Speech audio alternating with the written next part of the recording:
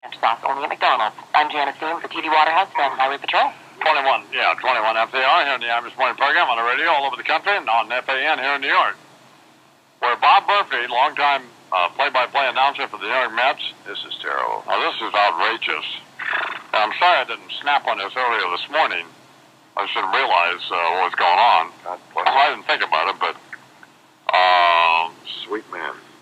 Being forced out by somebody, I don't know who selects a Mets announcer, if the team does, or whether our radio station does, or who does, but probably the radio station. But I wouldn't be surprised if this is some deal that Chernoff and Lee Davis had cooked up. Yep. And poor Bob is being forced out, and one of the great sports announcers of all time is an example. A low line drive ripped by Jeremy Verdis. June 6th, happy but handled by the first base. At the end of 4. That's one of the Seattle Mariners won on the WFAN Mets Radio Network. I won't be hearing that anymore. No, watch Game Time 110. Till then, Bob Murphy with Ted Kennedy and Gary Cohen inviting you to stay tuned for Mets Extra on the WFAN Mets Radio Network. Yep. He meant Ted Robinson. I thought it was like when Bill Clinton set in on that Baltimore Orioles. Senator Kennedy wasn't sitting in there. Ted Kennedy. Where's this one? Now in the middle of the fourth inning of Shea, the Mets won 7-0 on the WFAN Mets Radio Network. Well, he forgot the name of the opposing team. What? He forgot the name of the opposing team. What happens? Well, at the end of one inning in Fort Lauderdale, no score on the WFAN Mets Radio. What was the problem there? Oh, he's having a coughing fit out of the air. Oh, that's a little choking there. Well, I've done that in the studio. He's ripping the airman off. Well, so far, what has he done that I haven't done?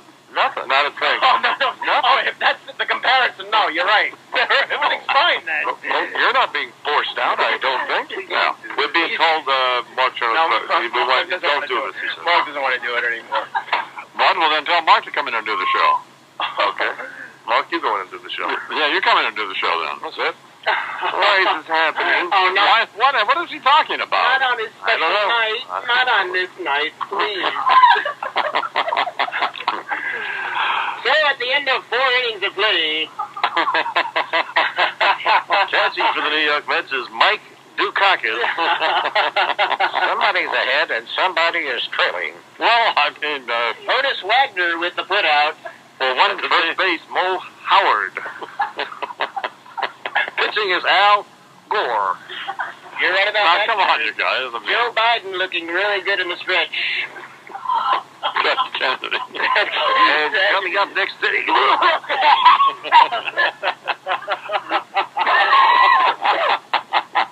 Long fly ball. Robert Bird's under it. And puts it away. Well, I mean. It is high. It is fair. It is caught. Brandon Duckworth is on the mound and batting ninth. For the New York Mets. Art Howe will try a slightly different lineup.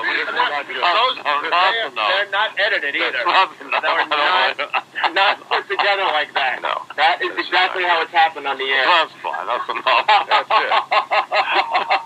When he's talking about cameras, he says, if anybody knows about cameras, it's the Japanese. You know those people.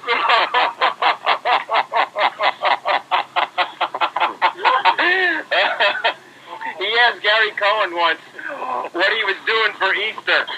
And Gary Cohen goes, Murph, I'm Jewish.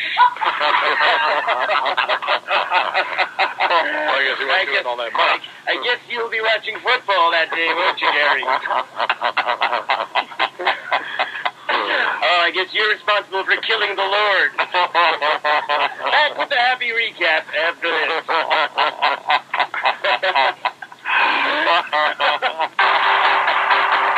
Your love gives me Jeez. Tunnel or something. Huh. Bob Murphy works for the radio station because Chernoff just came in and said that. No. It is a little like making fun of your grandfather. I mean, it's kind of hurtful. It's really no different than what you do, Bernie, every day to the other man. Say what? What you do to me every day? Every day, it's the same Oh, thing. wait a second. You're not, totally drooling down your chin and totally out of it. I mean, this guy's a beloved figure. So is Imus. Oh. No, well, he's been around since the 60s with Lindsey Nelson and okay. Ralph Kiner. He's a beloved New York figure. He really is. And he's on his way out, and it's sad to see him stumble around a little bit like this. It's very sad, and it's worse to mock him. And I know Sid's behind the whole thing. I'm sure he brought it to your attention.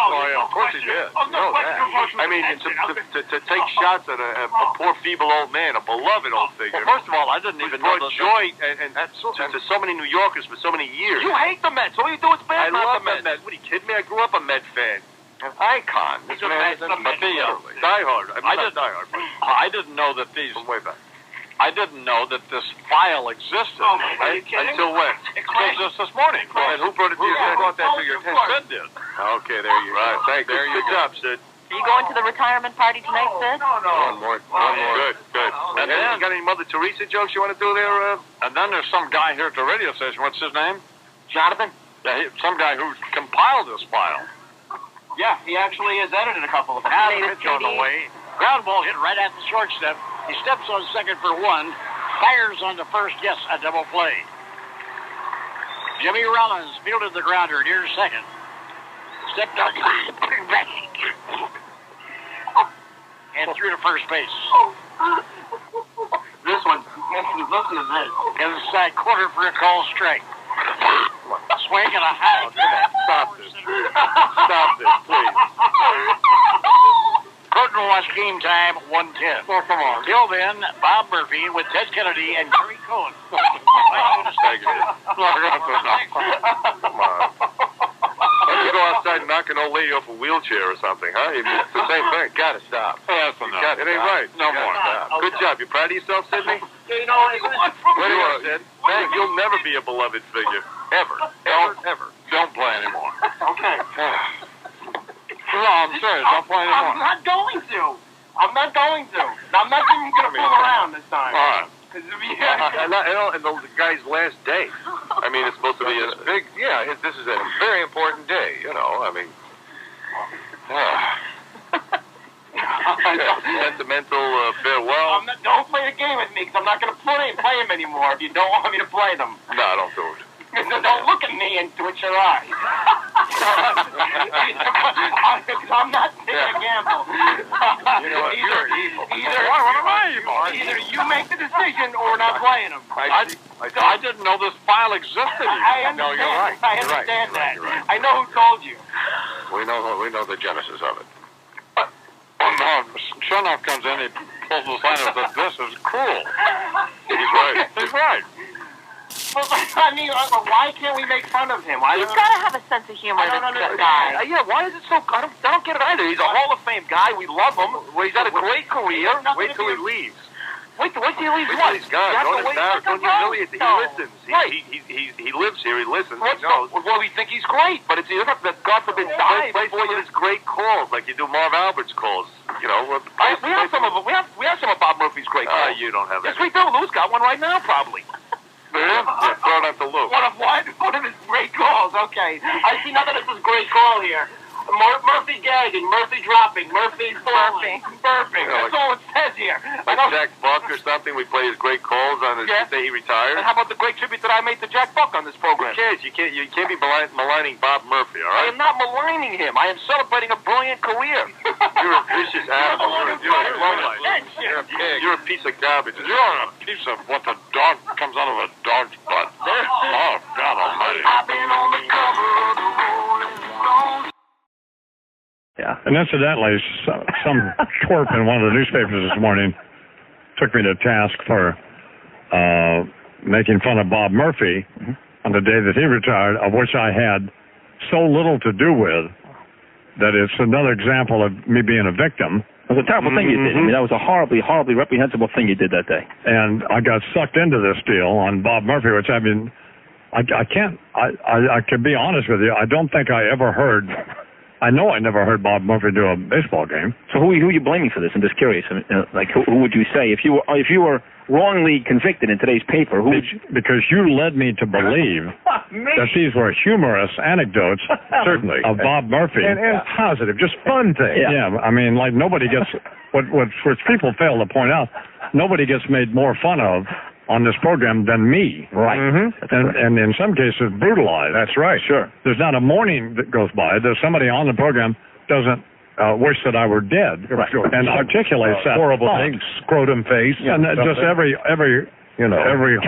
abysmal jerk, the kinds of things we just don't want to hear. Scrotum face.